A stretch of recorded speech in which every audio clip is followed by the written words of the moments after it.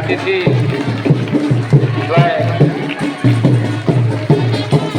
जिलाधिकारी गाजीपुर महोदया और वर्तमान अध्यक्ष शिक्षिका विद्यालय प्रांगण में पदार्पण हो चुका है। अब मैं कुछ ही क्षणों में आज के कार्यक्रम में सहभागिता के लिए आप सभी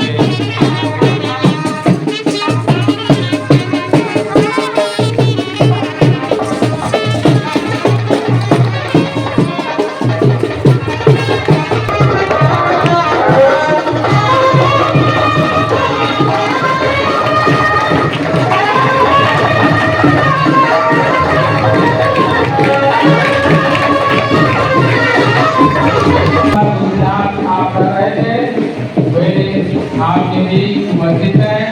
कार्यक्रम में हम लोग के बीच उपस्थित हुई विद्यालय परिवार आपका की प्रतिमा के समक्ष दीप प्रज्वलन और माल्यार्पण के साथ आज के इस कार्यक्रम का शुभारंभ करेंगे आदरणीय जिलाधिकारी महोदया गाजीपुर, साथ में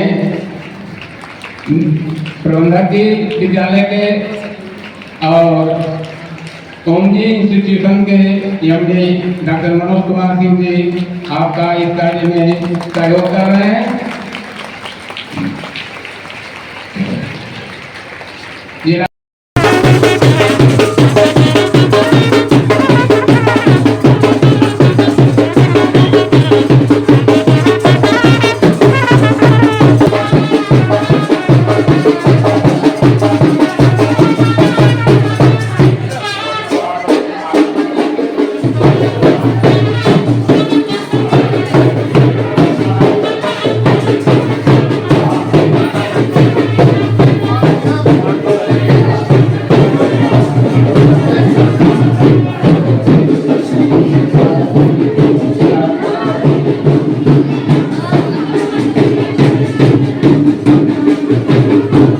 आगे हो जा, आगे हो जा, आगे हो जा।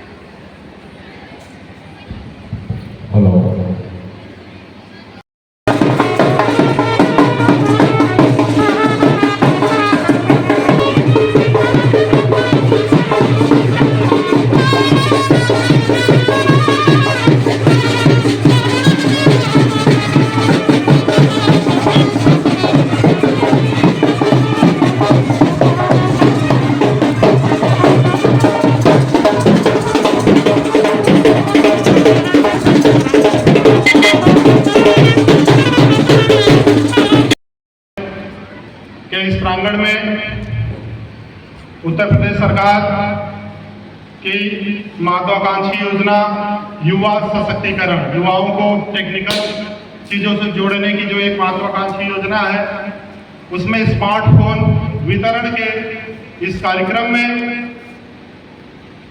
उपस्थित हमारे आग्रह को स्वीकार करके आने के लिए मैं गाजीपुर जनपद की जिलाधिकारी महोदया का इस कार्यक्रम में हार्दिक स्वागत अभिनंदन करता हूं। अपनी तरफ से, अपने बच्चों की तरफ से, पूरे स्टाफ की तरफ से, सारे लोगों की तरफ से मैं हार्दिक स्वागत अभिनंदन करता हूं और अपने बच्चों से चाहूंगा कि एक बार पुनः अपने स्थान पे खड़े होकर और जोरदार तालियों के साथ आपका स्वागत हो।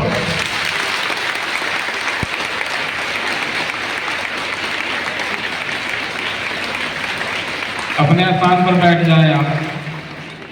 अभी कुछ दिन पहले जब तय हुआ कि विद्यालय की 494 बच्चियों को आज स्मार्टफोन वितरण के समय को ध्यान में रखते हुए हम ये निवेदन करेंगे प्रबंधक महोदय से कि क्रम से आगे के 10 बच्चों का वितरण करा के कार्यक्रम को फिर नया रूप दिया जाए।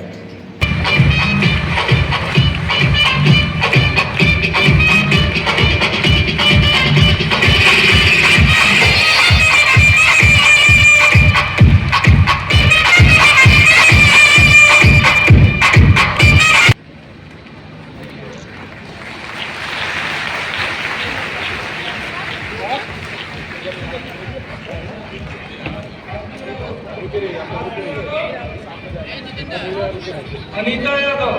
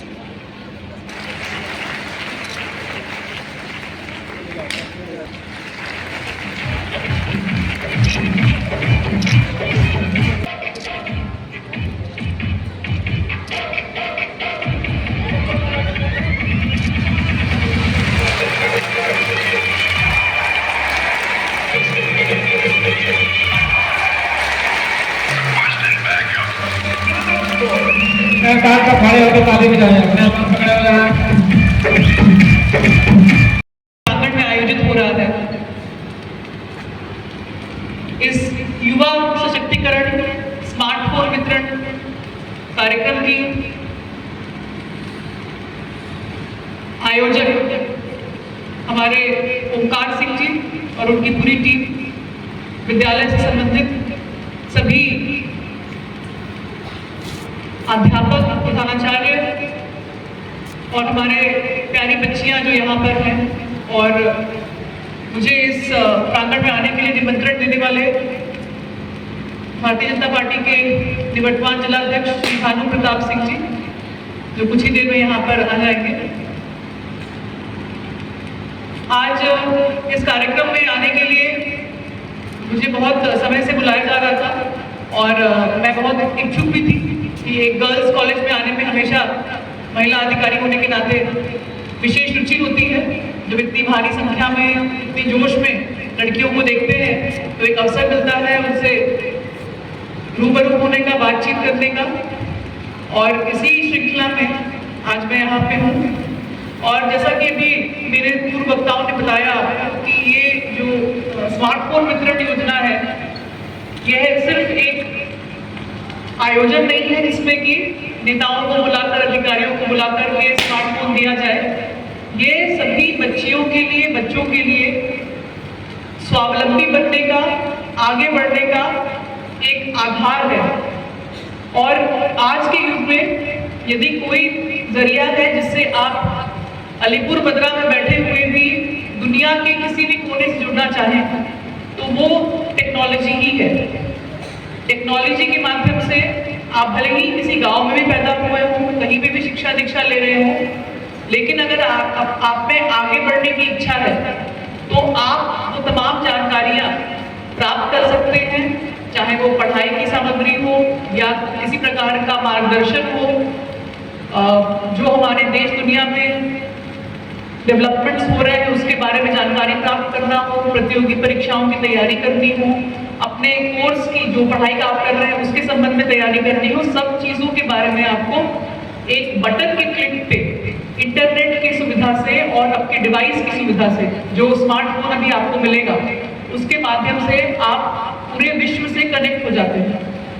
और उसके बाद आप जो भी पढ़ाई कर रहे हैं उसके बारे में लेटेस्ट जानकारी आपके फिंगर टिप्स में उपलब्ध हो जाती है। इतना आसान कर दिया है टेक्नोलॉजी ने हमारे अध्ययन को, हमारे पढ़ाई के तरीके को। और हम यहाँ आ गए, उनका स्वागत करती हूँ। और मुझे लगता है कि स्मार्टफोन के जरिए हमारी बच्चियों को खासकर ज़्यादा सहायता मिलती है, क्योंकि कई बार हमारे परिवार के घर के पास, गांव के पास अच्छे शैक्षणिक संस्थाएं हों और आपके पास टेक्नोलॉजी हो, तो आप कोई भी अध्ययन सामग्री को एक्सेस कर सकते हैं और उससे अपने अध्ययन को जारी रख सकते हैं। गर्ल्स के लिए ऐसे कॉलेजेस गांव-गांव में बनना बहुत आवश्यक है, ताकि हर बच्ची अपनी पूरी पढ़ाई कर सके, बीच में ही वो पढ़ाई को छोड़ ना दे। अमूमन ये होता है कि बच्चियां शुरू में तो बेसिक के स्कूल में पढ़ाई करना शुरू करती हैं, लेकिन 8वीं 9वीं में आने के बाद जब उनका हाई स्कूल और इंटर की पढ़ाई होती है और कॉलेज थोड़ा दूर जाना पड़ता है, GIC में, या कॉलेज नजदीक नहीं होता है, तो किसी कारणों से वो छोड़ देती है पढ़ाई। इसमें ये सहभागिता है सरकार की, समाज की। अगर निजी संस्थाएं जिस प्रकार ये कॉलेज इतना प्रतिष्ठित और बढ़िया इंफ्रास्ट्रक्चर का बना हुआ है, ऐसा हर गांव में, हर कस्बे में बने, तो हमारी बच्चियों को बहुत दूर जाने की आवश्यकता नहीं होगी और पढ़ाई को जारी रखेंगे। तो यहाँ पर तो इतनी भारी संख्या में सभी बच्चियां, माताएं, बहनें आई हुई हैं। मैं आपसे ये अनुरोध करूंगी कि आपको अपने पैर पर खड़ा होना है, आत्मनिर्भर बनना है, तभी आप पूर्ण रूप से एक स्वच्छंद और स्वावलंबी नारी बन पाएंगी।